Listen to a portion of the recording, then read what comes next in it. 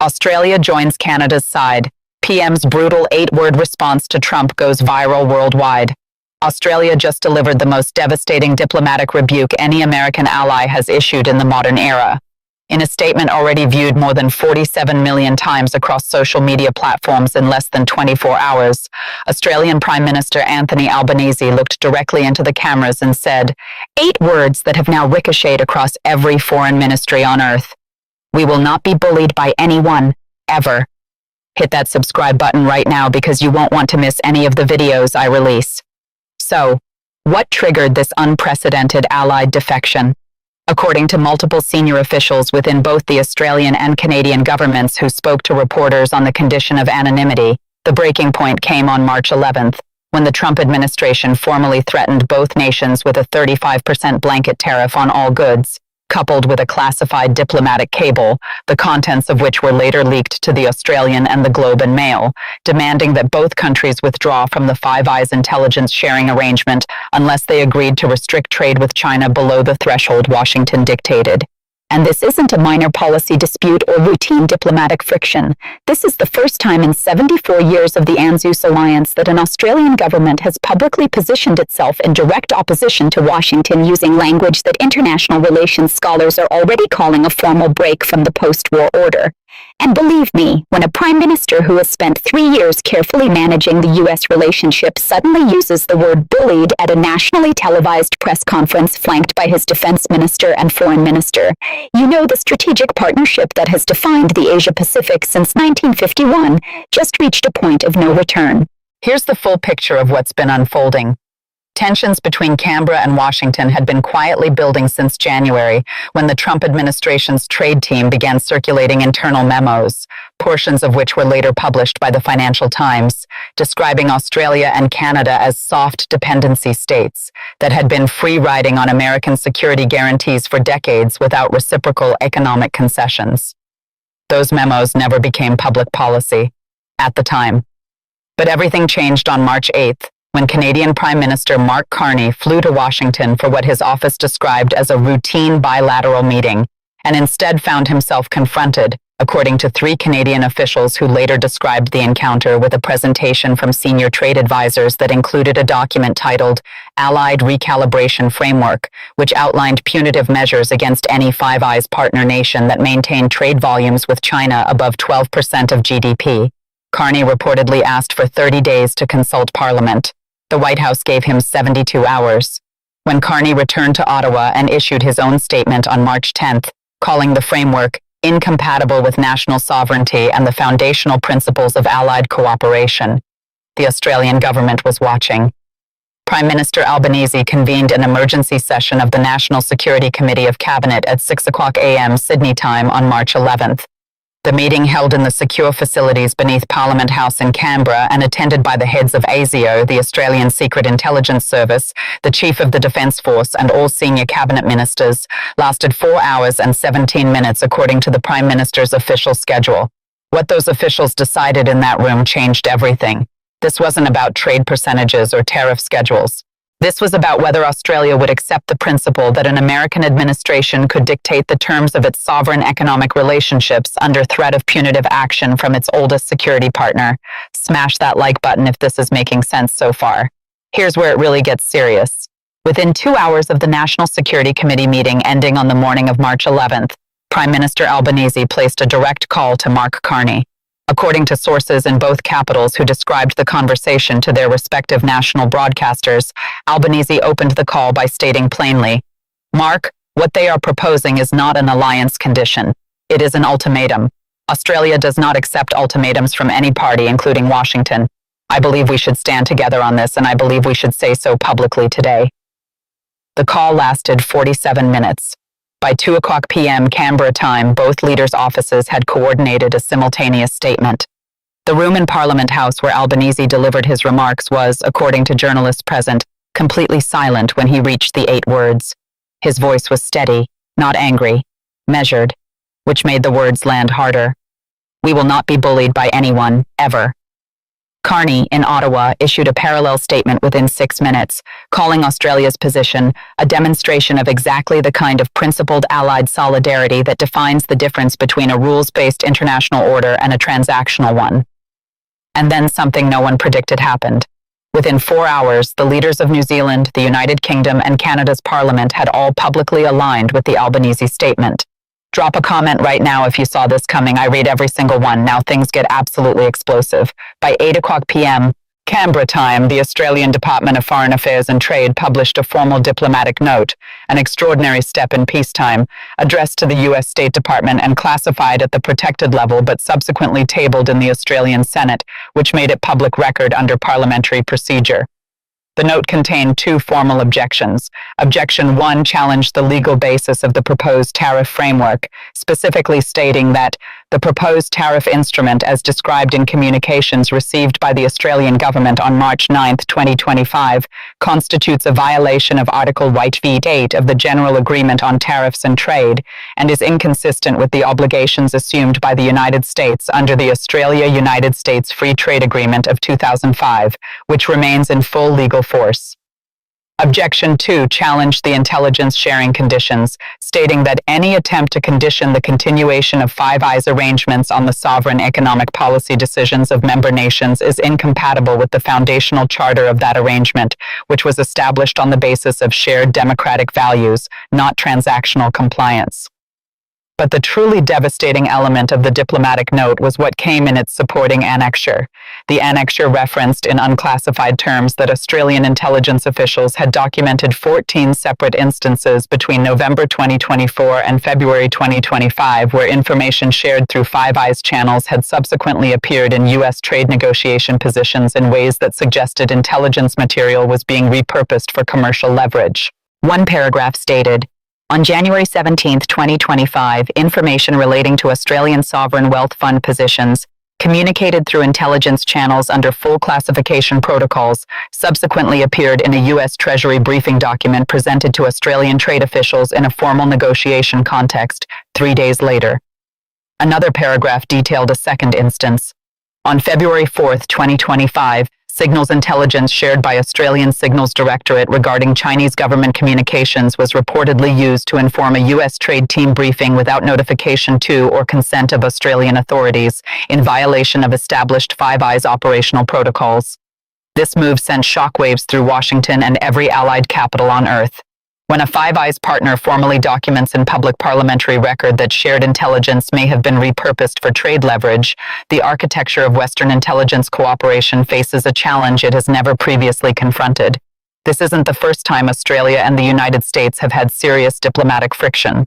During the Vietnam era, Prime Minister Gough Whitlam's government clashed sharply with Washington over intelligence cooperation and the CIA's operations at Pine Gap.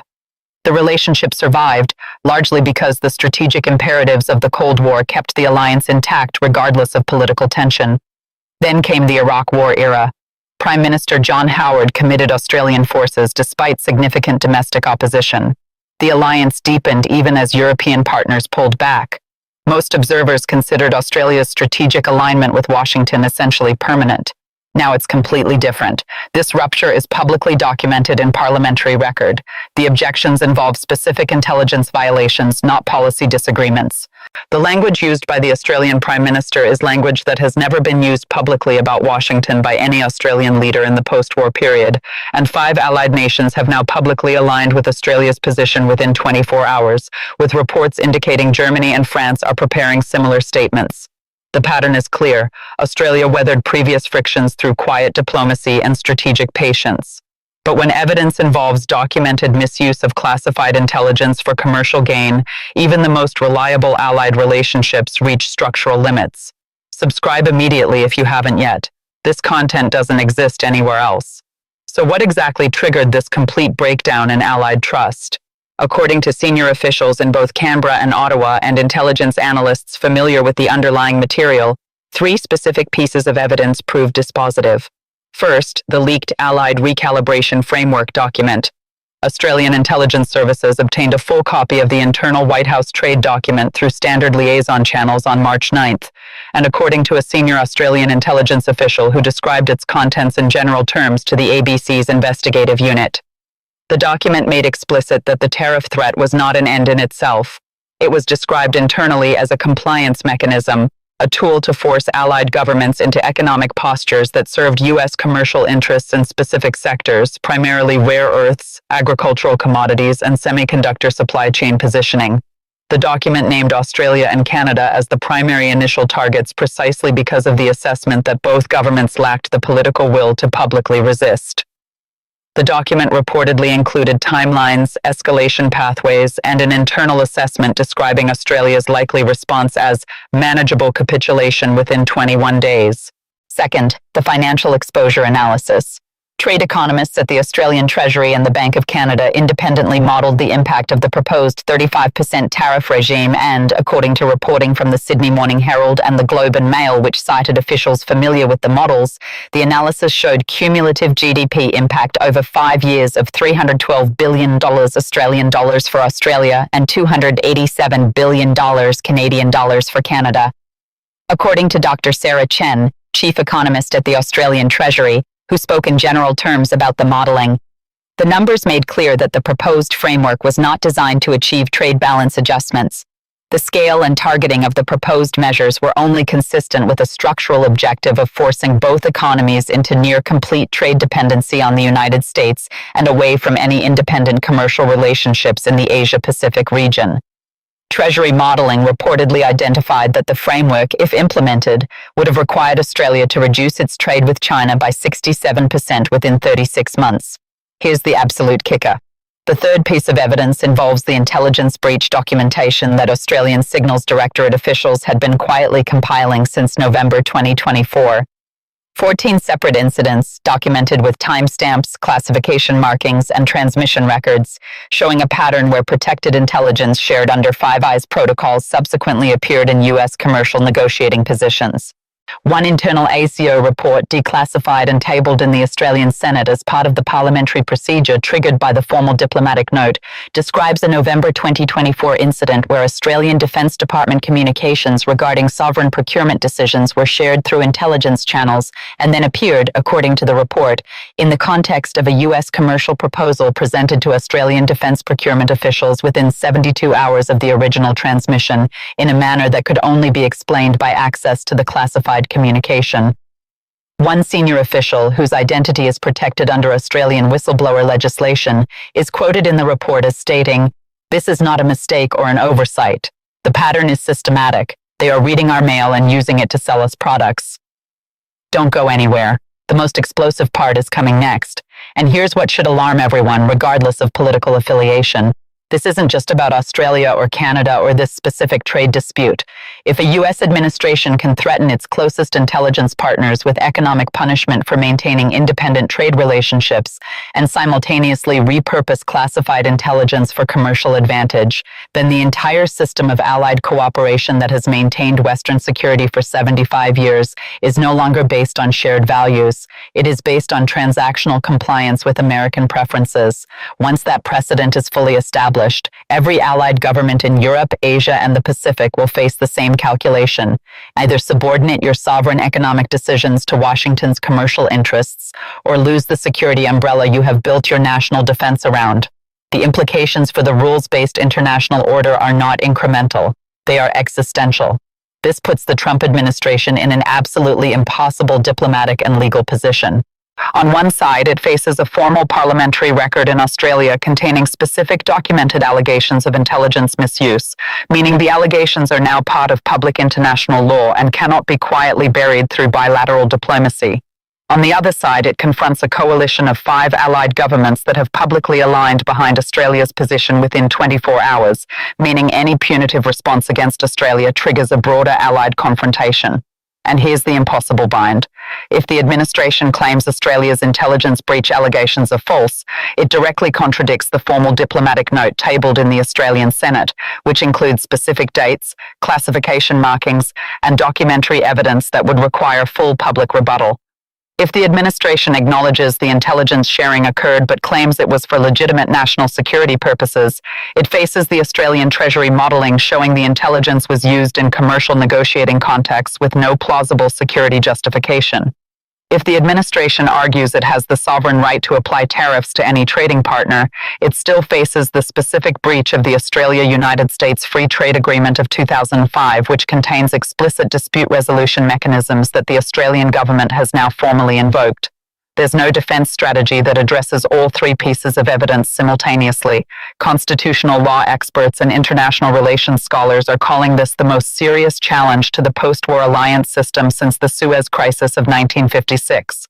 Professor Anne-Marie Slaughter, former director of policy planning at the U.S. State Department and professor of politics and international affairs at Princeton University, stated on MSNBC, "What Australia has done is essentially create a public evidentiary record that forces every other ally to make a decision. You cannot look the other way when a Five Eyes partner formally documents intelligence misuse in parliamentary testimony. Every allied foreign ministry is reading that document tonight and asking the same question, is this happening to us too?"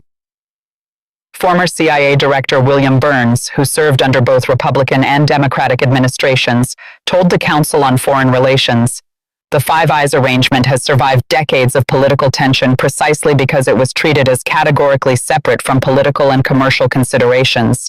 The moment intelligence is used for trade leverage, the entire architecture of trust that makes the arrangement work collapses. You cannot rebuild that trust through a press statement."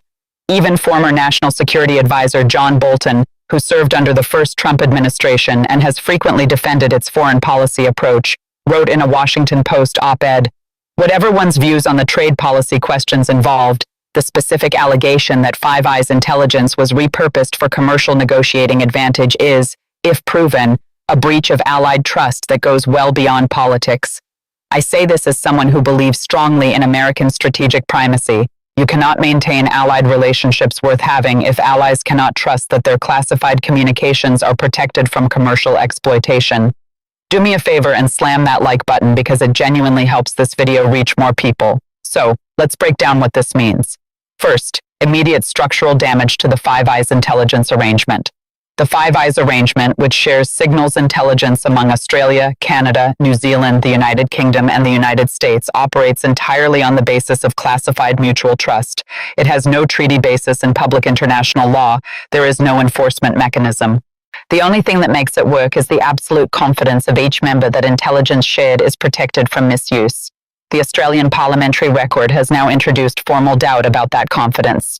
Sources within the UK and New Zealand governments have told their respective national broadcasters that both countries have initiated internal reviews of their Five Eyes contribution protocols.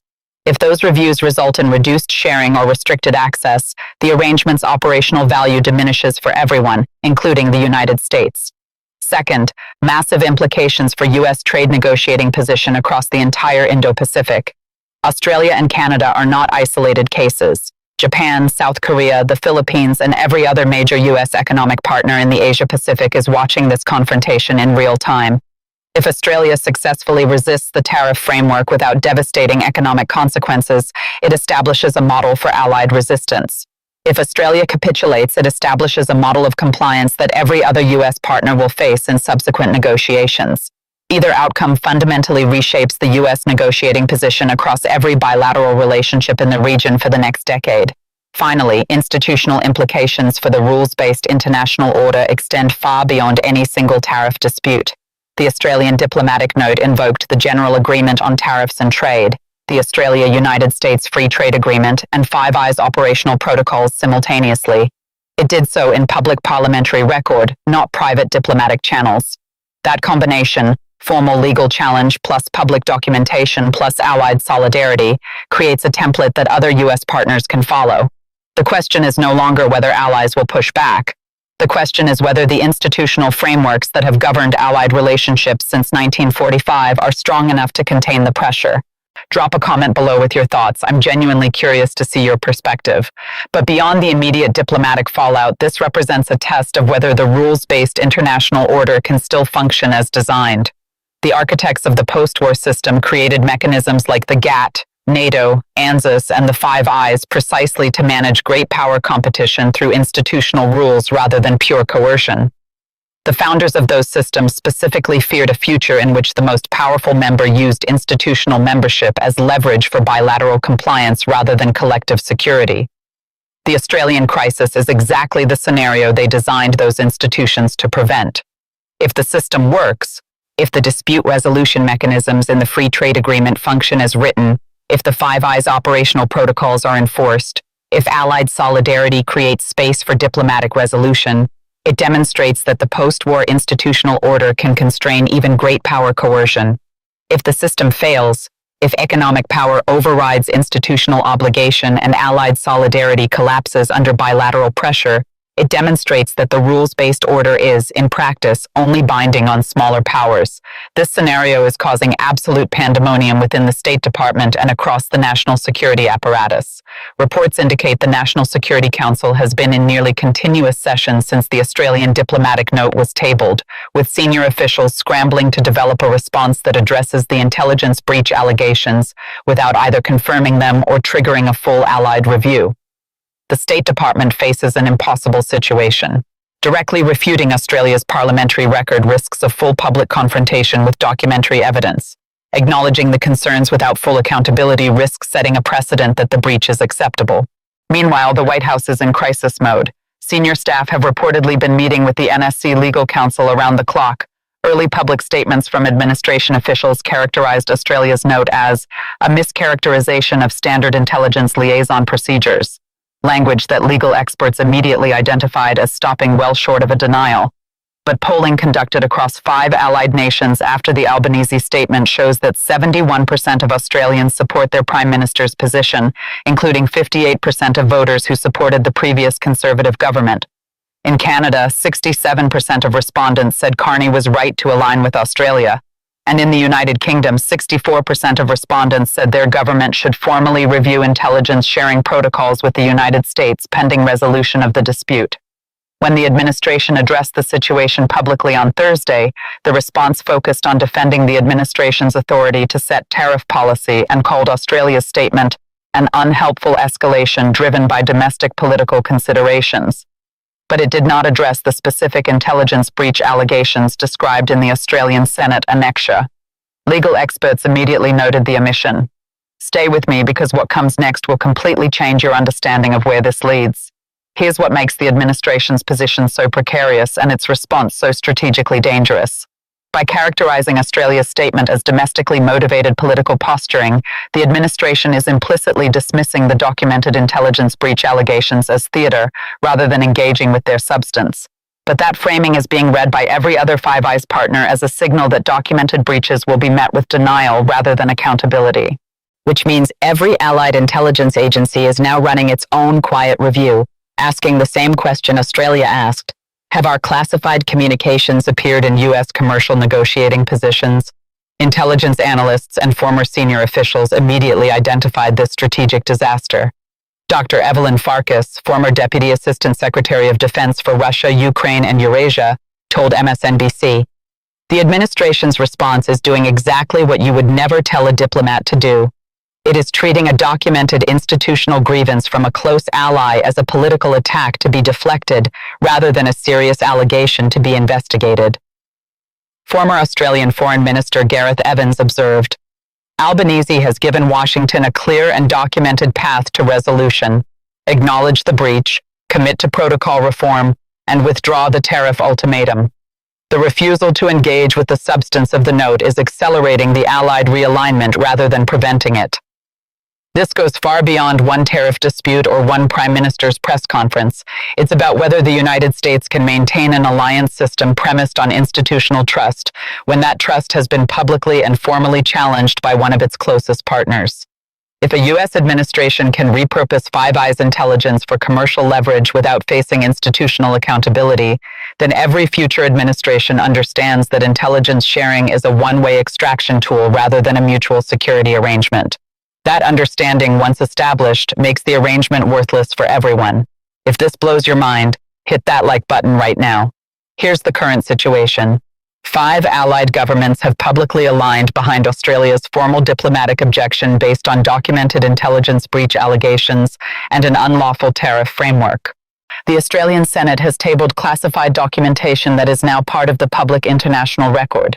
The administration faces formal legal challenge under the Australia-United States Free Trade Agreement of 2005, and the entire Five Eyes intelligence architecture faces a structural review that senior officials in London, Wellington, and Ottawa have already quietly initiated. This isn't diplomatic theater or routine allied friction. This is the closest the post-war Western alliance system has come to a structural realignment since France withdrew from NATO's integrated command structure in 1966. When a prime minister who has spent his career as a careful steward of the U.S. alliance uses the word bullied at a national press conference. When a formal parliamentary record documents intelligence misuse with specific dates and classification markings. When 5 allied governments align in public solidarity within 24 hours. The system is being tested in ways it hasn't been since the architects of the post-war order were still alive to defend it. Keep an extremely close eye on this story because the formal dispute resolution process under the Australia-United States Free Trade Agreement has now been triggered, with a mandatory 60-day consultation period beginning March 12th. If no resolution is reached, Australia has the right under Article 21 of that agreement to impose mirror tariff countermeasures. During those 60 days, every Five Eyes internal review will reach its conclusions. Every allied foreign ministry will make its own assessment of whether to issue parallel statements. Trump's position depends on either demonstrating the intelligence breach allegations are false or reaching a bilateral resolution with Australia before those 60 days expire. But the strategy of dismissing rather than engaging with the documented evidence appears to be extending the window for allied solidarity to solidify rather than closing it. Before we go any further, smash that subscribe button so you never miss content like this because this allied crisis is unfolding in real time and represents the most serious test of the Western alliance system in a generation. Here's where things stand right now.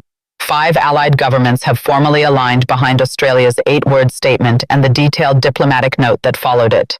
The evidence they cite is public parliamentary record, not leaked gossip.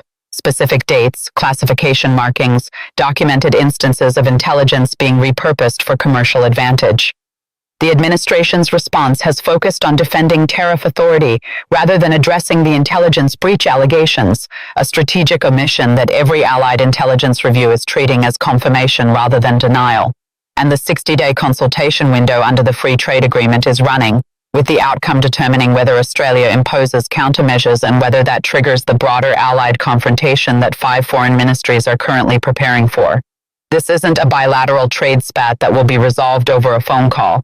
This is a fundamental challenge to the institutional architecture that has held the Western world together since 1945. The stakes have never been higher for the Five Eyes arrangement and the allied security architecture it underpins. The evidence has never been more formally and publicly documented, and the constitutional moment for the rules-based international order has never been more immediate. Pause for a second and hit that like button if you're finding value in this coverage.